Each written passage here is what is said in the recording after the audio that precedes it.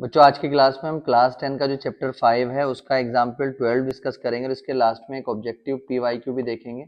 Question को बच्चों start करते हैं। क्वेश्चन में हमसे यहाँ पर बोला गया है, if the sum of the first 14 terms of an AP is 1050 and its first term is 10, find the 20th term. तो क्वेश्चन में हमसे यहाँ पर बोला गया है कि एक एपी है, उसकी 14 टर्म्स का जो सम है वो 1050 है, यानी कि S14 हमें यहाँ पर दे रखा है जो कि कितना है 1050 है, ठीक है। एंड इट्स फर्स्ट टर्म, तो फर्स्ट टर्म जो होती है बच्चों उसको लिखते हैं हम ए।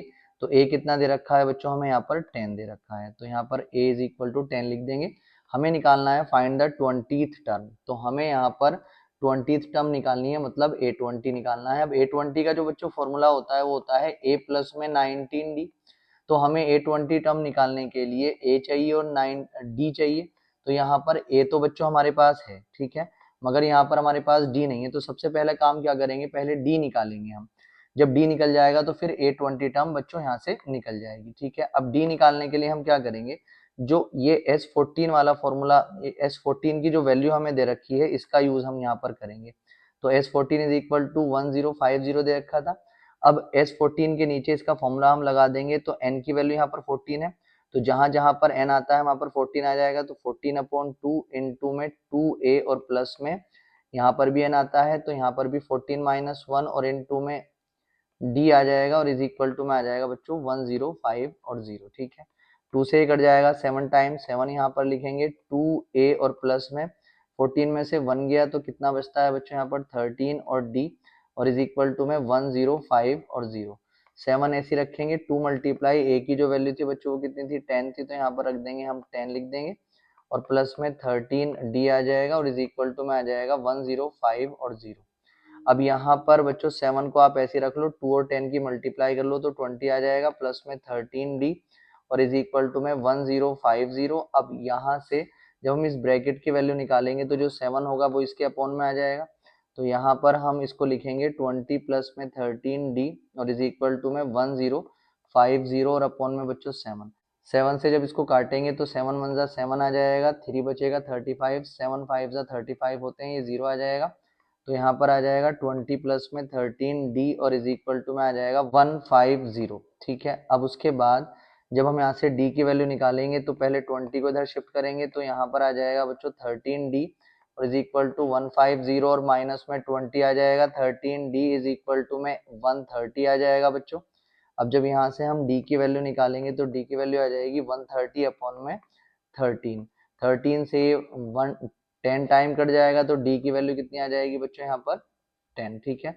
अब d की वैल्यू आ चुकी है, हमारे पास a की वैल्यू दे ही रखी थी, तो अब हम यहाँ पर अगर निकालना चाहें A20 मतलब 20th टर्म तो हम निकाल सकते हैं। A20 का फॉर्मूला होगा a प्लस में 19d। तो a की वैल्यू अगर हम देखते हैं तो बच्चों वो भी 10 ही थी और प्लस में 19 इंटू डी कितना था, वो भी 10 ही था। तो 10 को आप ऐसे रखो, 19 की मल्टीप्लाई जब 10 से करेंगे तो 190 आ जाएगा। तो इन दोनों को जब हम बच्चों ऐड करेंगे तो कितना आ जाएगा यहाँ पर 200। तो ये कितना आ चुका है A20 हमारे पास 200 आ चुका है। बच्चों पीवाई को देख लेते हैं। क्वेश्चन में बोला गया है the nth term of the AP -1 4 9 14 and so on is 129, then value of n is. तो क्वेश्चन में हमें बोला गया है कि एक एपी यहाँ पर गिवन है, इस एपी की जो nth टर्म है वो 129 है, तो तब हमें n की वैल्यू को निकालना है, ठीक है। तो nth टर्म दे रखी है हमें कितना 129, तो an इज इक्वल टू यहाँ पर आ जाएगा 129, ठीक है।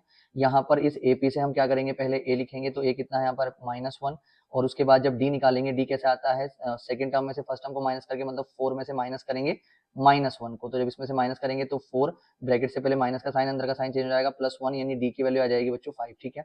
तो अब जो है यहाँ से जब हम n की वैल्यू निकालेंगे तो जो ये an है इसका यूज करेंगे। तो जो an हमें दे रखा है 129 दे रखा है, an के नीचे n का फॉर्मूला लगा देंगे, a प्लस में n-1 और इंटू में d is equal to 129, a की वैल्यू कितनी थी -1 और प्लस में n-1 इंटू d कितना था हमारे पास यहाँ पर 5, तो यहाँ पर 5 इज इक्वल टू 129 आ जाएगा। -1 को इधर की साइड शिफ्ट जब हम करेंगे तो n-1 मल्टीप्लाई में 5 ऐसी रहेगा, 129 इधर आकर के प्लस का 1 हो जाएगा।